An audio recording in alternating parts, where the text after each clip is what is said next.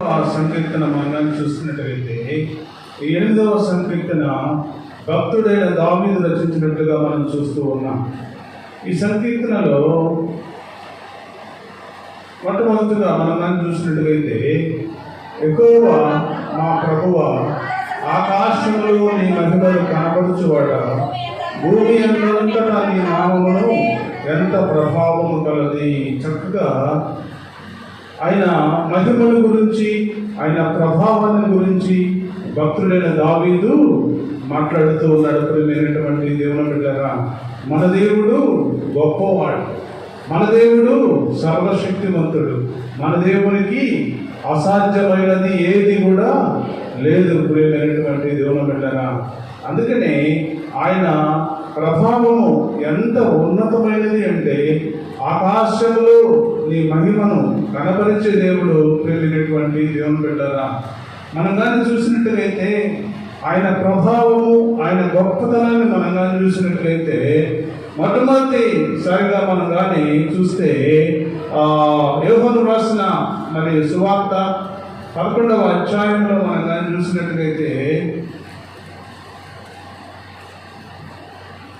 11వ అధ్యాయము 31వ వచనంలో మనం కానీ చూస్తే, 30వ వచనం చూసినట్లయితే, యేసు ఇంకను ఆ గ్రామంలోనికి రాక మార్త ఆయనను కలుసుకున్న చోటనే ఉండెను. కనుక ఇంటిలో మరియతో కూడా నుండిన ఆమెను ఓదార్చుచుండిన యూదులు మరియు త్వరగా లేచిన వెళ్ళుట చూసి ఆమె సమాధి వద్ద ఏడ్చుటకు అక్కడికి వెళ్ళినందుకు ఆమె వెంట వెళ్ళిరి.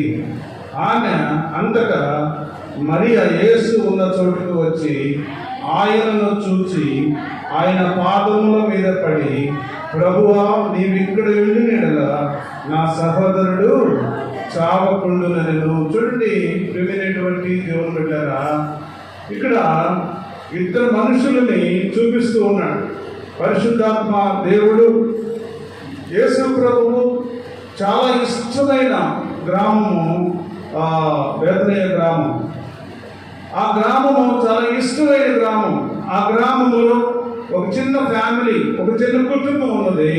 ఆ కుటుంబాన్ని దేవుడు ఎంతగానో ప్రేమిస్తూ ఉన్నాడు. ప్రేమైనటువంటి దేవుని బిడ్డలారా, దేవునికి ఇష్టమైన కుటుంబం, దేవుని సన్నిధిలో వారు చేస్తున్న పని, దేవుని సన్నిధిలో వారు పడుతున్న పాటలు, దేవుని సన్నిధి కొరకు వాడు చేస్తున్న మరి అన్నింటినీ కూడా దేవుడు మరి ఇష్టంగా స్వీకరించినట్టుగా మనం చూస్తూ ఉన్నాం. ప్రియమైనటువంటి దేవుని బిడ్డలారా, ఒక ఇద్దరు సహోదరులు, ఒక సహోదరుడు, మొత్తం ముగ్గురు ఆ ఫ్యామిలీలో ఉన్నట్టుగా మనం చూస్తూ ఉన్నాం. ఆ కుటుంబంలో సహోదరుడు చనిపోయాడు. లాజరు చనిపోయినప్పుడు ఆయన తీసుకెళ్లి పాతి పెట్టేశారు. అయినా కూడా యేసయ్యకి కబురు చేశారు. యేసయ్య కబురు చేసినప్పుడు యేసు ప్రభు వారు మరి ఎందుకు ఆగాల్సి వచ్చింది? ప్రక్కనే ఉన్నాడు యేసు ప్రభు గారు, దగ్గరలోనే ఉన్నారు, కానీ రాలా, అక్కడికి బేతనియ గ్రామానికి రాలా. ఎందుకంటే ఒక్కొక్కసారి మన కుటుంబంలో కూడా చిన్న చిన్న కష్టాలు, శ్రమలు వచ్చినప్పుడు దేవుడు ఎందుకు వెంటనే మనకి ఆన్సర్ ఇవ్వడం లేదు అంటే, మన విశ్వాసాన్ని పరీక్షిస్తూ ఉంటాడు. ప్రియమైనటువంటి దేవుని బిడ్డలారా, నీ విశ్వాసము ఎంత ఉన్నది, నీ విశ్వాస పరిమాణం ఎంత, నీ విశ్వాస జీవితంలో ఎంతవరకు దేవుని కొరకు నువ్వు పాటుపడుతూ ఉన్నావు అని ఒక్కొక్కసారి దేవుడు పరీక్షిస్తూ ఉంటాడు. ప్రియమైనటువంటి దేవుని బిడ్డలారా, సరే ఆ 3 దినాలు అయిపోయింది. 4వ రోజు ఆ బేతనియ గ్రామానికి వెళ్ళాడు. ప్రియమైనటువంటి దేవుని బిడ్డలారా, వెళ్ళినప్పుడు మార్తమ్మ ఎదురుగా పోయి మరి దేవునితో మాట్లాడుతూ ఉన్నది. కానీ యేసు ప్రభు అక్కడ చూసినప్పుడు మరియ మాత్రము కనిపించలేదు. ప్రియమైనటువంటి దేవుని బిడ్డలారా, అక్కడి నుంచి యేసు ప్రభు వారు నేరుగా మరియ ఎక్కడైతే ఉన్నదో ఆ ప్రదేశానికి వచ్చినట్లుగా మనం చూస్తూ ఉన్నాం. ప్రియమైనటువంటి దేవుని బిడ్డలారా, దేవునికి ఇష్టమైన పని, దేవునికి ఇష్టమైన ఆలోచన, దేవునికి ఇష్టమైన కార్యాలు చేసే మరియను దేవుడు వెతుక్కుంటూ వచ్చినట్టుగా మనం చూస్తూ ఉన్నాం. ప్రియమైనటువంటి దేవుని బిడ్డలారా, చాలా చక్కగా దేవుడు మాట్లాడుతూ ఉన్నాడు. దేవుడు ఆమె ఏడ్చుటకు ఆమెతో కూడి వచ్చిన యూదులు ఏడ్చు కలవరపడి ఆత్మలో మూలుగుచు అతన్ని ఎక్కడ ఉంచుతుని అడిగగా వారు ప్రభువా వచ్చి చూడమని ఆయనతో చెప్పింది. యేసు కన్నీళ్లు విడిచెను. చూడండి, ఆ ఫ్యామిలీ, ఆ కుటుంబాన్ని గురించి దేవుడు కన్నీరు కార్చాడు. ప్రియమైనటువంటి దేవుని బిడ్డలారా, మరి మన జీవితంలో దేవుడు అద్భుతం చేయాలి అంటే, దేవుడు ఆశ్చర్య కార్యాలు చేయాలి అంటే, దేవుడి మహిమ మనం చూడాలి అంటే, మరియవలే వెంటనే యేసు ప్రభువు అక్కడికి వచ్చినప్పుడు వెంటనే ఆయన మార్గము కూడా ఉంది, కానీ ఆయన దూరంగా నిలబడి చూస్తా ఉంది. కానీ మరియా వెంటనే దేవుని పాదాల దగ్గర వంగి కూర్చున్నట్టుగా మనం చూస్తా ఉన్నాం. ప్రియమైనటువంటి దేవుని బిడ్డలారా, ఎవరైతే దేవుని పాదాలను ఆశ్రయిస్తారో, ఎవరైతే దేవుని పాదాల దగ్గరకు వస్తారో, ఎవరైతే దేవుని పాదాలు పట్టుకొని ఆయన్ని అడుగుతారో, దేవుడు వెంటనే ఆ కుటుంబాన్ని గురించి ఆలోచిస్తాడు. ప్రియమైనటువంటి దేవుని బిడ్డలారా, అందుకనే యేసు కన్నీళ్లు విడిచెను. ఆ కుటుంబాన్ని గురించి దేవుడు కన్నీళ్లు విడిచినట్టుగా మనం చూస్తా ఉన్నాం. ప్రియమైనటువంటి దేవుని బిడ్డలారా, ఆ తర్వాత అంతా కూడా మనకు తెలుసు. వెంటనే ఆయన ఎక్కడ పాతి పెట్టారని చూసినప్పుడు వెంటనే లాజరు దగ్గరకు తీసుకెళ్లారు, లాజరును బ్రతికించాడు. ఆ కుటుంబానికి లాజరును అప్పగించినట్టుగా మనం చూస్తా ఉన్నాం. ప్రియమైనటువంటి దేవుని బిడ్డలారా, ఈ నా జీవితంలో కూడా ప్రియమైనటువంటి దేవుని బిడ్డలారా, దేవుడికి ఇష్టమైన బ్రతుకు మనం కానీ బ్రతకగలిగితే నీ కుటుంబంలో కూడా దేవుడు అద్భుతమైన కార్యాలు చేసేదానికి దేవుడు సిద్ధంగా ఉన్నాడు. అందుకనే చక్కగా దేవుడు అంటాడు, ఆకాశంలో నీ మహిమను కనబరుచువాడా. దేవుని మహిమ నీ కుటుంబం పట్ల, నీ బిడ్డల పట్ల, నీ పట్ల ఉండాలి అంటే దేవుని సన్నిధిలో ఆయన పాదాల దగ్గర కూర్చొని అనుభవం నీకున్నట్టుగైతే, ఆయన పాదాలు పట్టుకునే స్థితి నీకున్నట్టుగైతే, ఆయన పాదాల దగ్గర కూర్చొని ఆయన మాటలు వినే స్థితి నీకున్నట్టుగైతే, ఆయన మహిమను చూస్తావు, ఆయన ప్రభావాన్ని చూస్తావు, ఆయన ఆలోచనను చూస్తావు, ఆయన ప్రేమను చూస్తావు, ఆయన ఆశీర్వాదాన్ని చూస్తావు. ప్రియమైనటువంటి దేవుని బిడ్డలారా, మనమందరం కూడా దేవుని సన్నిధిలో ఆయన ప్రేమను చూడాలి అంటే, ఆయన ప్రార్థన మనము దేవుని సన్నిధిలో, ఆయన సన్నిధిలో ఆయన కూర్చొని మనం ఆయన పాదాల దగ్గర కూర్చొని మనం కానీ ప్రార్థన చేసే స్థితి మనకున్నట్టుగైతే దేవుడు చక్కగా నీ కుటుంబాన్ని ఆశీర్వదిస్తాడు, నీ బిడ్డలను ఆశీర్వదిస్తాడు. బెతనియా గ్రామంలో ఆ కుటుంబాన్ని ఎంతగా దేవుడు ప్రేమించాడో, ఎంతగా దేవుడు ఆ కుటుంబాన్ని గురించి కన్నీరు కార్చాడో, ఎంతగా ఆ కుటుంబాన్ని గురించి దేవుడు ఆలోచించాడో మనం చూసినట్టుగైతే, అలాగా ఇష్టముగా దేవుని సన్నిధిలో మనం కూడా బ్రతకగలిగితే దేవుడు నిన్ను, నీ కుటుంబాన్ని, నీ బిడ్డలను, సమస్తాన్ని కూడా దేవుడు ఆశీర్వదించడానికి దేవుడు సిద్ధంగా ఉన్నాడు. ప్రేమైనటువంటి దేవుని బిడ్డలారా, తర్వాత వచనంలో మనం చూస్తే శత్రువులను పగ తీర్చుకుని వారిని మార్పివేయుటపై నీ విరోధులను బట్టి బాలుల యొక్కయు చంటి పిల్లల యొక్కయు స్తుతుల మూలమున నీవు ఒక దుర్గమును స్థాపించి ఉన్నావు. చక్కని మాటలు దేవుడు మాట్లాడుతూ ఉన్నాడు. మన బిడ్డల్ని ఏ విధంగా పెంచుకోవాలో, మన బిడ్డలు ఏ విధంగా ఉంటే దేవుని చేతిలో ఒక అస్త్రము వలె ఉంటారు, నీ కుటుంబం ఎట్లాగా ఆశీర్వదించబడుతుందో ఈ మాట 2వ వచనం ద్వారా దేవుడు బయలుపరుస్తూ ఉన్నాడు. ప్రియమైనటువంటి దేవుని బిడ్డలారా, చక్కగా దేవుడు మాట్లాడుతున్న శత్రువులను పగ తీర్చుకుని వారిని మాన్పివేయుటపై నీ విరోధులను బట్టి బాలుల యొక్కయు చంటి పిల్లల యొక్కయు స్తుతుల మూలముగా నీవు ఒక దుర్గమును స్థాపించుకొనుచున్నావు. చంటి పిల్లల నీ బిడ్డలు ఏ విధంగా నీ బిడ్డలు దేవుని సన్నిధిలో ఉపయోగకరమైన బిడ్డలుగా ఉంటారు, దేవుని సన్నిధిలో ఉపయోగకరమైన పనిముట్టుగా ఉంటారు, దేవుని సన్నిధిలో ప్రార్థన చేసే అనుభవంలో ఉంటారు, దేవుని సన్నిధిలో ఒక పాటలు పాడే బిడ్డలుగా ఉంటారు, దేవుని సన్నిధిలో మోకరించగలిగిన బిడ్డలుగా ఉంటారు, దేవుని సన్నిధిలో వాక్యాన్ని విని వాక్యానుసారముగా జీవించే బిడ్డల వలె ఉంటారు. ఆ కుటుంబాన్ని బట్టి దేవుడు ఆశీర్వదిస్తారని దేవుడు తెలియజేస్తా ఉన్నారు. ఎన్ని ఆశీర్వాదాలు అంటే, శత్రువులను పగ తీర్చుకుని వారిని మాన్పివేయటకై నీ విరోధులను బట్టి నీ బాలుల యొక్కయు చంటి పిల్లల యొక్కయు స్తుతుల మూలమున నీవు నీ కుటుంబం చుట్టూ కూడా ఒక కంచె వేసుకుంటామని దేవుడు తెలియజేస్తా ఉన్నాడు. మనం అనేక మంది మన బిడ్డలను మరి ఆ స్థితిలో పెంచలేకపోతా ఉన్నాం. ప్రేమైనటువంటి దేవుని బిడ్డరా, చిన్న బిడ్డలను ఆటంకపరచగా వారిని నా యొద్దకు రానివ్వడని దేవుడు చెప్తున్నాడు. కానీ మనమైతే దేవుడి దగ్గర తీసుకురాలేకపోతా ఉన్నాం. దేవుని సన్నిధిలో వారిని పెంచలేకపోతా ఉన్నాం. దేవుని సన్నిధిలో ఆ బిడ్డలను ఏ విధంగా పెంచాలో, ఏ విధంగా దేవుని సన్నిధిలో ఉంచాలో, ఏ విధంగా దేవుని సన్నిధిలో దేవుని వాక్యం వినాలో, ఇవన్నీ కూడా దేవుని మాటలు మనం పెడిచి వినబెట్టి మన ఇష్టానుసారమైన మార్గంలో మనం ప్రయాణం చేస్తూ ఉన్నాం.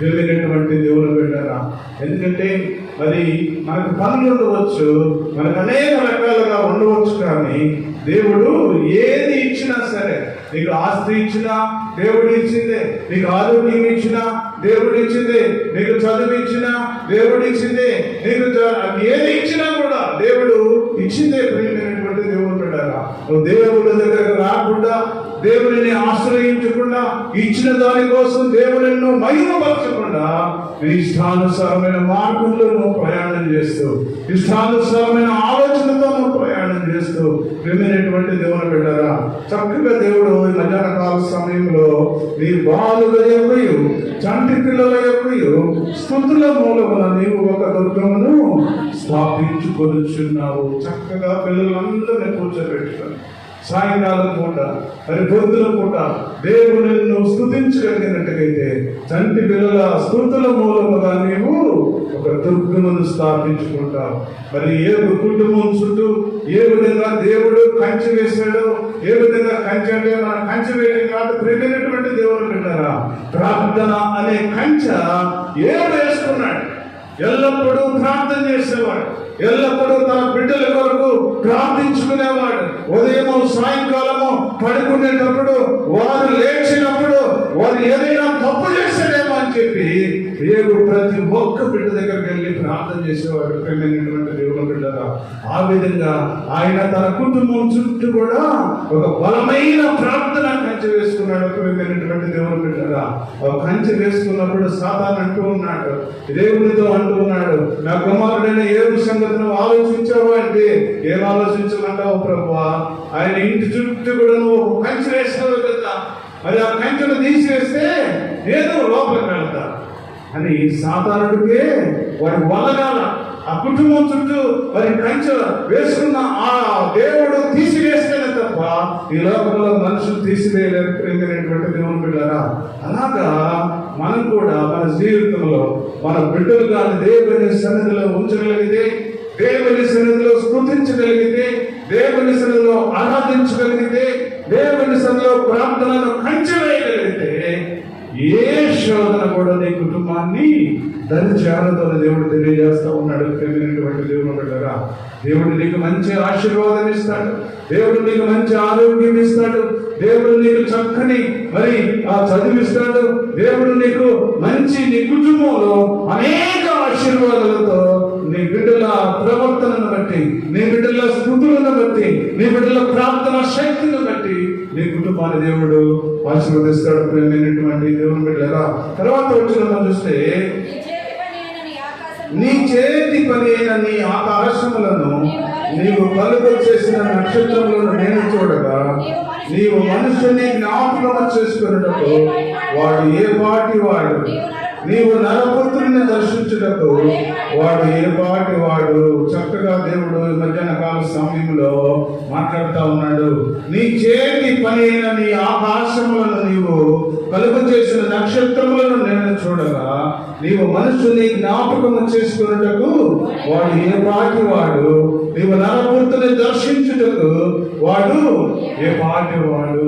ఒక్కసారి మనం ఆలోచిస్తే, దేవుడు మనల్ని ఆశీర్వదిస్తున్నాడు అంటే, దేవుడు మనల్ని ప్రేమిస్తున్నాడు అంటే, దేవుడు మనల్ని నడిపిస్తున్నాడు అంటే, నీ కుటుంబాన్ని పోషిస్తున్నాడు అంటే, నీ కుటుంబంలో ఒక ఉన్నత స్థానాన్ని దేవుడు నీకు ఇస్తున్నాడు అంటే, మనము ఏ పాటి వారమే అని మనమే ఒక్కసారి ఆత్మ పరిశీలన చేసుకున్నట్టుగైతే మన అందాన్ని బట్టి కాదు, మన శక్తిని బట్టి కాదు, మన బలాన్ని బట్టి కాదు, మనకున్న మరి మంచి స్థితిని బట్టి కాదు, కానీ ప్రియమైనటువంటి దేవుడు కదా, దేవుడు గొప్ప దేవుడు. ప్రతి వారి పట్ల కూడా ఏ ఒక్క ఆత్మ నశించుటూ నరకానికి వెళ్ళడానికి ఇష్టం లేని ప్రియమైనటువంటి దేవుడు పెట్టారా. దేవుని సన్నిధిలో బ్రతుకుతూ ఉన్న నీవు, దేవుని సన్నిధిలో నడుస్తూ ఉన్న నేను, దేవుని సన్నిధిలో మనము ముందుకు సాగగలిగితే దేవుడు నిన్ను ఆశీర్వదిస్తాడు, దేవుడు నిన్ను ప్రేమిస్తాడు, దేవుడు ఒక ఉన్నతమైన స్థితిని దేవుడు ఇస్తాడు. ప్రేమైనటువంటి దేవుని బిడ్డలారా, ఎందుకంటే ఆయన నీ చేతి పని అయిన ఆకాశమును నీవు కలుగు చేసిన నక్షత్రములను నేను చూడగా నీవు మనుషుని జ్ఞాపకం చేసుకున్నట్టు వాడు ఏ పాటి వాడు ప్రభు అని దావీదు భక్తుడు అడుగుతా ఉన్నాడు. మనల్ని నిర్మించిన దేవునికి కృతజ్ఞతగా మనం ఉంటే దేవుడు నిన్ను ఆశీర్వదిస్తాడు, నిన్ను ప్రేమిస్తాడు. ప్రేమైనటువంటి దేవుని బిడ్డలారా, 5వ వచనం మనం చూస్తే, దేవుని కంటే వానిని కొంచెము తక్కువ వానిగా చేసి ఉన్నావు, మహిమ ప్రభావముతో వానికి కిరీటము ధరింపజేసి ఉన్నావు.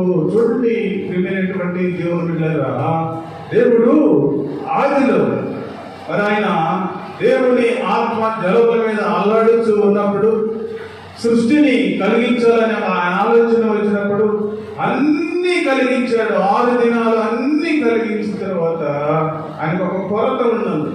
ఆ కొరత ఏంటంటే, ఒక మనుషుని నేను సృజించాలి, ఒక మనుషుడు నా పోలికగా, దేవుని పోలికగా ఒక మనుషుని నేను సృష్టించాలి, నాలాగా ఆ మనుషులు కూడా ఉండాలి.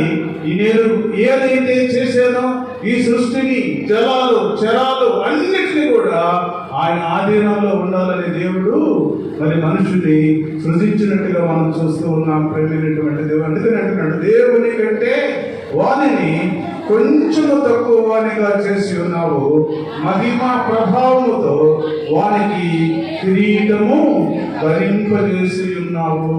చక్కగా దేవుడు మాట్లాడుతున్నాడు.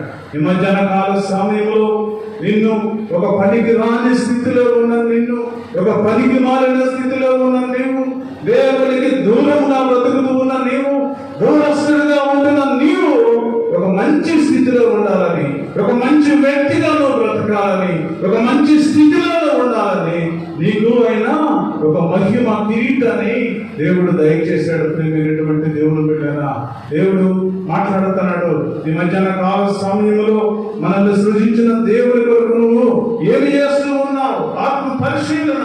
దేవుని కొరకు నువ్వు ఎంత కష్టపడుతూ ఉన్నావు, దేవుని కొరకు నువ్వు ఎంత ఇష్టంగా బ్రతుకుతూ ఉన్నావు, దేవుని కొరకు నువ్వు ఎంతగా జీవిస్తూ ఉన్నావో ఒక్కసారి ఆత్మ పరిశీలన చేసుకున్నట్లయితే అపోస్తలుడైన పౌలు అంటున్నాడు, నేను గురి యొద్దకే పరిగెత్తుచున్నాను. గురి యొద్దకే పరిగెత్తుతున్నా. గురి ఏంటి? యేసు ప్రభు వారు. యేసు ప్రభు దగ్గరికి నేను పరిగెత్తుతున్నా. ఈ లోకం ఎంత అందంగా కనపడినా, ఈ లోకం ఎంత అందంగా ఉన్నా, ఈ లోకం ఎంత పచ్చగా ఉన్నా, ఈ లోక ఆశలు ఎంత విరివిగా ఉన్నా సరే లోకం వైపు చూడటం లేదు. నేను గురి వద్దకే పరిగెత్తుతూ ఉన్నాను. నేను బ్రతికితే క్రీస్తు కొరకే బ్రతుకుతా, చనిపోతే నాకే లాభం. ఎందుకంటే నేను దేవుడిని చూస్తా, నేను దేవుడి దగ్గరికి వెళతా, నేను దేవుడి దగ్గర ఉంటాను అంటూ ఉన్నట్టు అపోస్తలుడైన పౌలు గారు, నేను మంచి పోరాటము పోరాడితిని, నా పరుగు కడముట్టించితిని, నా కొరకు నీతి కిరీటం ఉంచబడినది.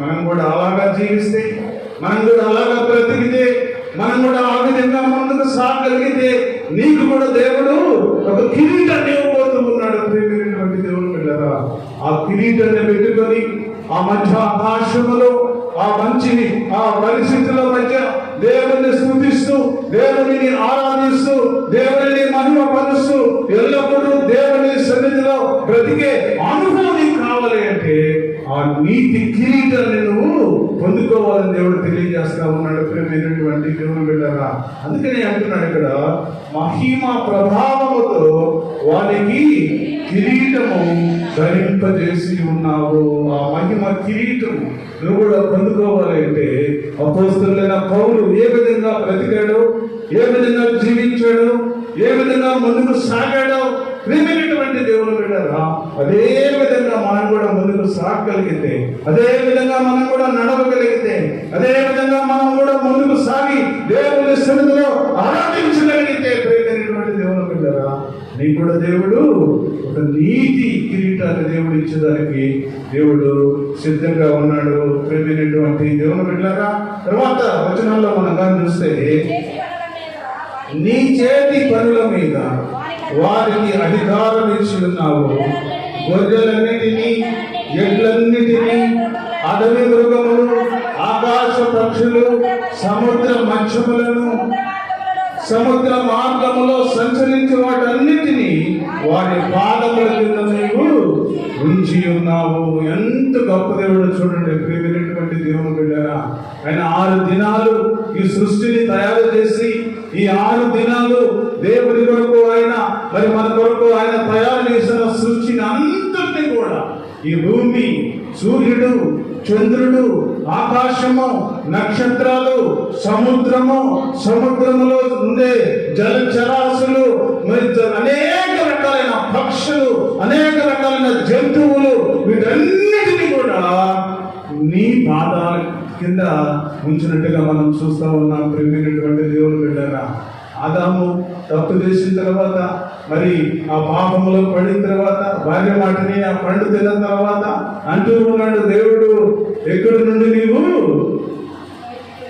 బయటికి వెళ్ళిపోతావు, నువ్వు ఈ పరిశుద్ధమైన మరి ఏదేది తోట నుండి నువ్వు బయటికి వెళతావు, నువ్వు చక్కగా నువ్వు ఇక్కడ సుఖము శాంతితో బ్రతకాల్సిన నువ్వు ఎప్పుడైతే నీ భార్య మాట విని నువ్వు నేను చేయకూడని పని నువ్వు చేసావో, నిన్ను శపిస్తూ ఉన్నా, నీ కొరకు ఈ భూమిని శపిస్తూ ఉన్నా, ఈ పక్షులను శపిస్తూ ఉన్నా, ఈ ప్రతి జీవిని కూడా శపిస్తూ ఉన్నా, ఇవన్నిటిలో ఏర్పడి చేసి నువ్వు వాటిని తింటావు అని దేవుడు శరణించాడు. ప్రేమైనటువంటి దేవుని బిడ్డలారా, మనం కూడా దేవుని మాట వినకపోతే అలాగే ఉంటాం. మనం కూడా దేవుని మాట వింటే మనము ఏదేని తోటలో దేవుని బిడ్డలుగా ఉన్నప్పుడు చక్కగా సాయంకాలం వచ్చేసరికి దేవుడు వచ్చి చక్కగా వాళ్ళతో మాట్లాడుతూ, మరి కుశల ప్రశ్నలు వేస్తూ, ఆనందంతో స్తుతిస్తూ, ఆనందంతో మహిమపరుస్తూ, ఎంతో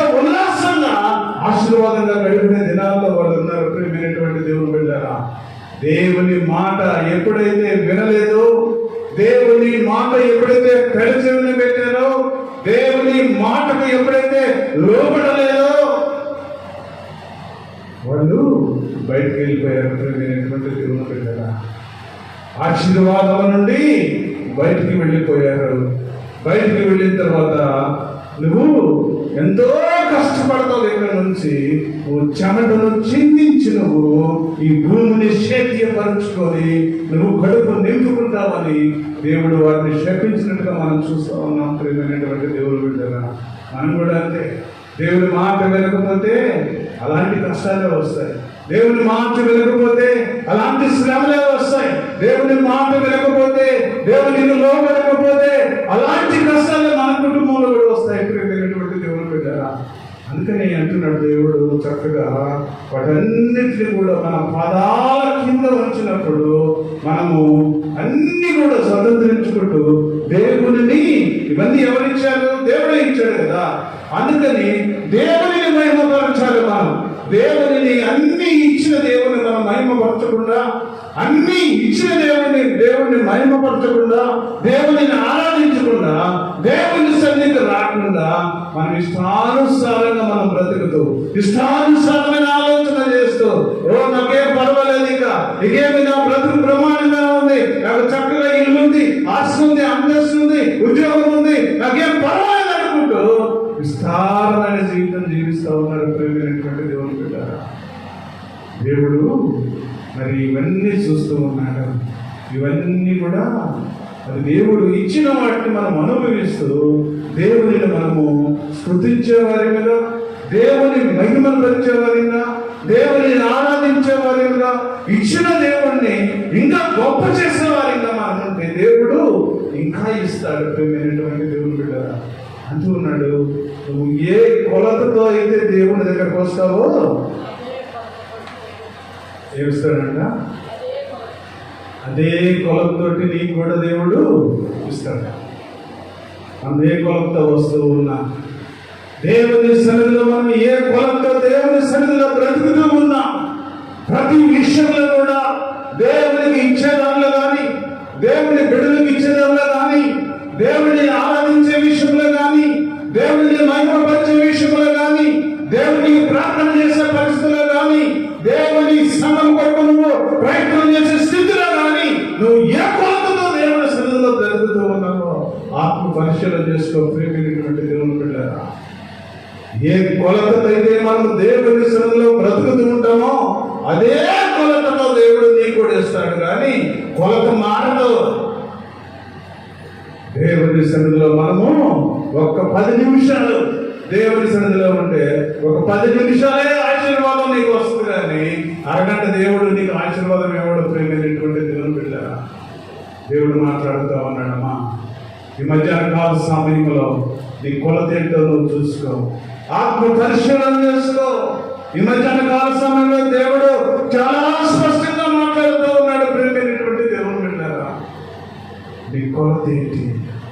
దేవుని సన్నిధిలో ఎంతవరకు నువ్వు మరి దేవుని ఆరాధించగలుగుతూ ఉన్నావు, దేవుని ఎంతవరకు నువ్వు మహిమపరచగలుగుతూ ఉన్నావు, దేవునికి నువ్వు ఎంతవరకు ఇవ్వబోతూ ఉన్నావు, దేవుని సన్నిధిలో ఎంతసేపు నువ్వు ప్రార్థన చేస్తూ ఉన్నావు, దేవుని సన్నిధిలో ఎంతసేపు నువ్వు దేవుని మందిరంలో నువ్వు కాలం గడుపుతూ ఉన్నావు. ఒకసారి ఆలోచించుకో. ప్రేమైనటువంటి దేవుని బిడ్డలారా, మరియా ఎప్పుడు కూడా దేవుని సన్నిధిలో ఆయన పాదాల దగ్గర కూర్చొని, ఎప్పుడు వచ్చినా సరే యేసు ప్రభువు ఆయన పాదాల దగ్గర కూర్చునేది. ఆమె పాదాలు కూర్చుకునేది.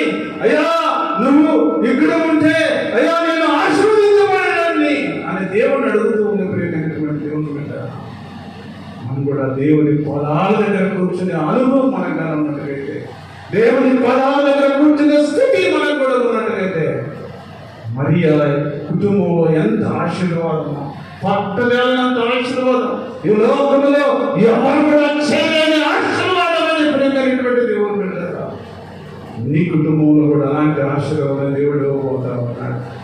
నీ కుటుంబంలో కూడా దేవుడు విస్తారమైన ఆశీర్వాదము దేవుడు ఇవ్వబోతా ఉన్నాడు. ప్రేమైనటువంటి దేవుడు అందుకని అంటున్నాడు, అలాగే రాసిన పత్రిక మరి అంటూ ఉన్నాడు, మరి ఇచ్చి నన్ను శోధించిన ఆకాశపు వాకిళ్ళు ఇప్పి పట్టజాలనంలో విస్తారమైన ఆశీర్వాదాలు నీ మీద, నీ కుటుంబం మీద నేను కుమ్మరిస్తానంటున్నాడు దేవుడు. ప్రేమైనటువంటి దేవుడు బిడ్డలారా, మనం ఇవ్వకుండా దేవుడిని శోధిస్తే మనం ఏమవుతాం? శోధకులు అవుతాం. మనం ప్రేమైనటువంటి దేవుడు బిడ్డలారా, దేవుని సన్నిధిలో బ్రతుకుతూ ఉన్న మనము దేవుని మాటకు మనం లోపడాలి. దేవుడు ఏది చెప్తే అది చేయాలి. కానీ మన ఇష్టానుసారంగా మార్గంలో, దేవునికి విరోధమైన మార్గంలో మనం ప్రయాణం చేస్తూ దేవుడు నాకు ఇవ్వలేదు, ఇంకా దేవుడు నన్ను ఆశీర్వదించలేదు, నా బిడ్డల స్థితి ఇట్లాగే ఉంది, నా కుటుంబం ఈ విధంగా అయిపోతుంది అని నువ్వు అనుకుంటూ ఉన్నామేమో. ప్రేమైనటువంటి దేవుని బిడ్డలారా, దేవుడు మాట్లాడుతూ ఉన్నాడు. మధ్యాహ్నం కావస్తాం. ఒకసారి మన ఆత్మ పరిశీలన మనం చేసుకున్నట్లయితే, ఆ దేవుని సన్నిధిలో నా కొలత ఏంటి? దేవుని సన్నిధిలో బ్రతుకుతూ ఉన్నా నేను ఏ కొలతతో దేవుని సన్నిధికి వస్తూ ఉన్నాను అని ఆత్మ పరిశీలన చేసుకున్నట్లయితే దేవుడు నిన్ను ఆశీర్వదిస్తాడు, దేవుడు నిన్ను ప్రేమిస్తాడు, దేవుడు చక్కగా నిన్ను అనేక రకాలుగా దేవుడు ఆశీర్వదిస్తాడు. చివరి వచ్చిన మనం చూస్తే, యెహోవా మా ప్రభువా, భూమి అన్నంతటా నీ నామము ఎంత ప్రభావము కలది. దేవుని మాట ఎంత ప్రభావము కలదో, దేవుని వాక్కు ఎంత ప్రభావం కలదో, దేవుని ఆలోచన ఎంత ప్రభావం కలదో చక్కగా ఈ పై వచనాల్లో మనం చూసాం. ప్రియమైనటువంటి దేవుని బిడ్డలారా, దేవుని సన్నిధిలో బ్రతుకుతూ ఉన్న మనము, దేవుని సన్నిధిలో నడుస్తూ ఉన్న మనము, దేవుని ప్రభావం కొరకు, దేవుని ఆలోచన కొరకు దేవుడు మరి ఇవన్నీ చేసిన దేవుడు నువ్వు ఆరాధిస్తూ, దేవుడిని మహిమపరుస్తూ,